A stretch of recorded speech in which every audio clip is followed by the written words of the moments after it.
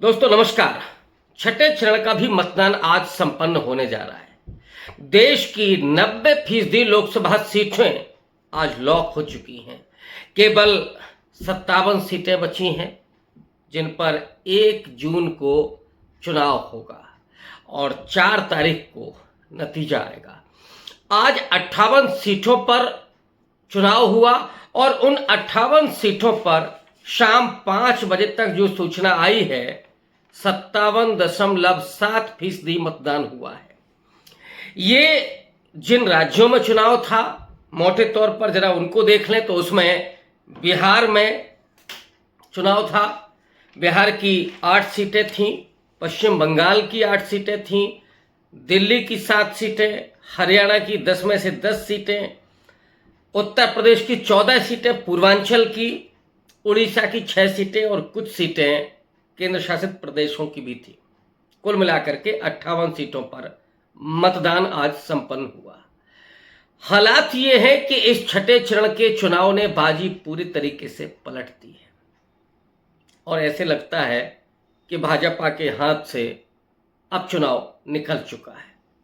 पूरे तरीके से बाजी पलटी हुई दिखाई पड़ रही है और इसकी एक बानगी अगर देखना है तो वो है नरेंद्र मोदी का भाषण। पश्चिम बंगाल में आज प्रधानमंत्री मोदी ने जिस भाषा का इस्तेमाल किया शायद इसके पहले किसी प्रधानमंत्री ने नहीं किया था। हालांकि इसके पहले भी वो जिन शब्दों का इस्तेमाल करते रहे हैं वो शब्द भी बेहद आपत्तिजनक रहे हैं, लेकिन किसी ने ये नहीं सोचा था कि प्रधानमंत्री मुजरा तक पहुंच जाएंगे। वो मंदिर, मटन, फिर मंगल सूत्र से होते हुए आज उन्होंने कहा कि इंडी गठबंधन वाले लोग अगर मुजरा करना चाहें अपने वोटर के लिए तो करें, लेकिन मैं तो दलितों, वंचितों के अधिकारों की रक्षा करता रहूंगा। मोदी जी जिन्होंने ये ऐलान किया था कि वो संविधान बदलना चाहते हैं, आपकी आर्थिक सलाहकार परिषद के अध्यक्ष कह रहे थे कि संविधान बदल देना चाहिए, उनसे आपने एक लफ्ज नहीं कहा, उनको आपने कोई सजा भी नहीं दी। वो अनंत कुमार हेगड़े चुनाव भी टिकट नहीं दिया, लेकिन लल्लू सिंह चुनाव लड़े, अरुण गोविल चुनाव लड़े, राजस्थान में ज्योति मिर्जा चुनाव लड़ी, लेकिन आपने एक लफ्ज उनसे नहीं कहा। तो ये देश कैसे भरोसा करे कि आप संविधान की रक्षा करेंगे या सच में आपको ही संविधान बदलना है। आपकी ही जवान वो सारे लोग बोल रहे हैं और यही वजह है कि जमीन पर जो प्रभाव दिख रहा है, और ये मुद्दा एकमात्र नहीं है इस चुनाव का। संविधान बदलने की जो आशंका है वो दलितों और आदिवासियों में सबसे ज़्यादा दिखाई पड़ती है। और बिहार का वोटर हो या फिर उत्तर प्रदेश का, पूर्वांचल का, ये वोटर जहां पर सामाजिक न्याय की राजनीति का बोलबाला रहा है, लालू प्रसाद यादव, नीतीश कुमार, इधर आ जाइएगा उत्तर प्रदेश में तो कांशीराम, मुलायम सिंह, ये राजनीति रही। और यहाँ उस समय जो सोशल जस्टिस की राजनीति हो रही थी वो आज जमीन पर एक सामाजिक आंदोलन में तब्दील हो चुकी है। और ये बात लगातार पिछले 5 साल से कही जा रही है कि आरएसएस का 100वां साल होने जा रहा है, उस पर संविधान बदलने की तैयारी बीजेपी कर सकती है। और अगर वो अगली बार चुनाव जीत करके आती है तो जाहिर तौर पर वो हिंदू राष्ट्र लागू करेंगे। इसकी आशंका ने आरक्षण को भी जिस तरह से प्रश्नांकित किया, मोदी भले ही अभी ये कह रहे हैं कि वो मुस्लिम आरक्षण नहीं देने देंगे, लेकिन ईडब्ल्यूएस में तो मुस्लिम आरक्षण भी है, अपर कास्ट मुस्लिम को मिला हुआ है। असल में दलितों, पिछड़ों और वंचितों के सामने वो मुसलमानों को खड़ा करते हैं और डराते हैं। लेकिन अब आदिवासी हो, दलित हो, पिछड़ा हो, वो इस बात को समझ चुका है कि नरेंद्र मोदी की राजनीति मुसलमानों के बरक्स केवल डराने भर की है। और अगर आप डरा नहीं रहे होते तो फिर ईडब्ल्यूएस में मुसलमानों को क्यों शामिल करते? तो इसका मतलब है कि आप लोगों को बेवकूफ़ समझते हैं विशुद्ध रूप से। आज जो खेल हुआ है, उत्तर प्रदेश की जो 14 पूर्वांचल की सीटें हैं उसमें से एक भी सीट ऐसी नहीं है जहां पर भारतीय जनता पार्टी के लिए आप कहें कि ये आसान सीट है। इवन सुल्तानपुर तक, अंबेडकर नगर, जहां पर लालजी वर्मा को आपने नज़रबंद किया प्रशासन के द्वारा। तो 14 की 14 सीटें फंसी हुई हैं और इंडिया अलायंस इसमें से करीब आधा दर्जन सीटों पर बढ़त बनाए हुए है। तो यहाँ पे 14 में से आश्चर्य नहीं होगा कि 14 सीटें निपट जाएं, सारी सीटें बीजेपी हार जाए तो कोई आश्चर्य नहीं होना चाहिए।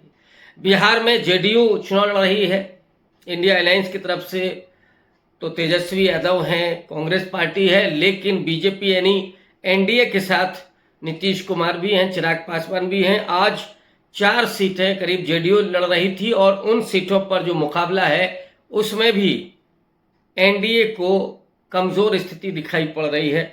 वेस्ट बंगाल की बात बाद में करूंगा। अब दिल्ली में 7 सीटों पर कांटे की टक्कर है और बढ़त तो इस समय इंडिया अलायंस को है। किसी भी सीट पर केजरीवाल जब से जेल से बाहर आए हैं, उन्होंने जो कैंपेन की है उसका असर दिख रहा है। सबसे बड़े जो मुद्दे हैं वहां पर वो महंगाई और बेरोजगारी के हैं, क्योंकि दिल्ली में एक पॉश इलाके में लोग रहते हैं जो आप कहें कि अपर मिडिल क्लास के लोग हैं, अमीर लोग हैं, लेकिन ज़्यादातर जो लोग हैं वो लोअर मिडिल क्लास के हैं, गरीब लोग हैं जो मजदूरी करते हैं, छोटी मोटी नौकरी करते हैं। उन पर जो महंगाई की मार हुई है और बेरोजगारी की, उसने उन्हें मजबूर कर दिया है कि वो भारतीय जनता पार्टी से मुक्ति की कोशिश करें। हरियाणा में तो हालात और भी ज़्यादा खराब हैं, जहां किसान आंदोलन का प्रभाव है, जहां महिला पहलवानों के आंदोलन का प्रभाव है। जिस तरह का अपमान किया गया, जो यौन उत्पीड़न हुआ उन महिला पहलवानों का जिन्होंने देश का गौरव बढ़ाया था, और उन पर ही एफआईआर दर्ज की गई थी। उस समय उन पर पुलिस ने लाठियां बरसाई थी। तो वो अपमान का बदला इस समय वोट के जरिए निकाला जा रहा है। तो वहां हरियाणा की 10 में से 10 सीटों पर भारतीय जनता पार्टी स्ट्रगल कर रही है, और आप गुड़गांव की सीट पर भी नहीं कह सकते कि बीजेपी आसानी से निकाल लेगी, क्योंकि वहां राजबब्बर चुनाव लड़ रहे हैं। उसी तरह से पश्चिम बंगाल में नरेंद्र मोदी ने आज जो भाषण दिया है, क्या उसका असर होगा? ये जरूर है कि वेस्ट बंगाल में करीब 30 से 35% मुस्लिम है, और वहां पर पोलराइजेशन करने की कोशिश बीजेपी के जरिए हुई, लेकिन पूरे बंगाल को एक बंगाली अस्मिता के साथ जोड़े रखने में ममता बनर्जी कामयाब हुई हैं, और उस सांस्कृतिक अस्मिता को भेद पाना इतना आसान नहीं है। वहां जब जय श्री राम के नारे लगे तो वो तो दुर्गा और काली की जमीन है, मातृशक्ति की जमीन है, वहां पर उन लोगों ने उसे अपमान के रूप में लिया। ऐसा नहीं है कि उनको राम से कोई दिक्कत है, लेकिन जहां पर दुर्गा और काली की शक्ति सर्वोपरि है, वहां पर इस तरह के धार्मिक नारों को पॉलिटिसाइज करना वो शायद बंगाली कल्चर के लिए ठीक नहीं था, और इसी वजह से वहां पर बीजेपी इस बार और भी ज़्यादा कमज़ोर स्थिति में दिखाई पड़ रही है। पिछली बार 18 सीटें जीती थी, इस बार और भी ज़्यादा मुसीबत में वो दिखाई पड़ रही है। और इधर उड़ीसा में जो बीजेपी के बड़े मशहूर प्रवक्ता माने जाते हैं, मशहूर क्या कुख्यात एक तरह से आप कह सकते हैं, जो थितराई करते हैं, जो जिस तरह की भाषा में बहस करते हैं, वो शायद सामान्य तौर पर किसी भी व्यक्ति को पसंद नहीं आएगी। और आज वो रोना रो रहे थे कि ईवीएम वहाँ पर खराब है, ईवीएम काम नहीं कर रही है। तो संबित पात्रा की भी स्थिति डामाडोल है, जबकि उड़ीसा वो प्रदेश है जहाँ से भारतीय जनता पार्टी कुछ सीटें निकाल सकती है। जैसे आंध्र प्रदेश से सीटें उसको कुछ मिल सकती हैं, जहाँ पे वो स्थिति कमजोर थी। यही 2 राज्य हैं जहाँ से बीजेपी थोड़ा सा प्लस कर सकती है। लेकिन अगर संबित पात्रा भी रो रहे हैं, तब आप समझ सकते हैं कि बीजेपी के लिए ये छठा पेज किस तरह का बन गया है। छठे पेज में तो मुझे लगता है कि अब कोई उम्मीद बीजेपी के पास नहीं बची है कि वो जो जीत के आसार हैं उसको बनाए रखे।